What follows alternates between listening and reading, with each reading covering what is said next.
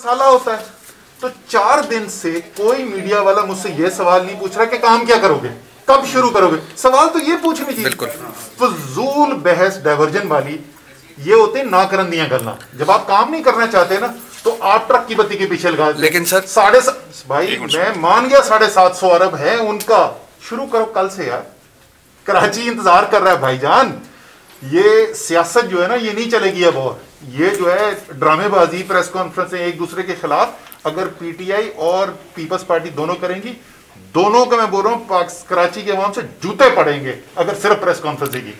काम करो जाके भाईजान ग्राउंड के ऊपर। सर हमारा शुरू हो चुका है, आप तो देख चुके हैं। मैं तो पहले दिन जब वापस आया, पहला दिन दफ्तर में वापस जब था, उस एग्रीमेंट के बाद अगले दिन मीटिंग हुई है, हफ्ते की डेडलाइन सेट हुई है। अभी आज मेरा खत जा रहा है चीफ मिनिस्टर को K4 के लिए कि जी आपने कहा है कि वफाक करना चाहता है, ये इसकी जो हैंड ओवर करे।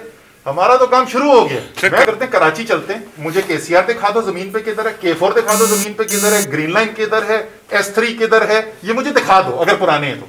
सर ये पुराने हैं बातों के अंदर, ये सिर्फ बातें होती रही हैं।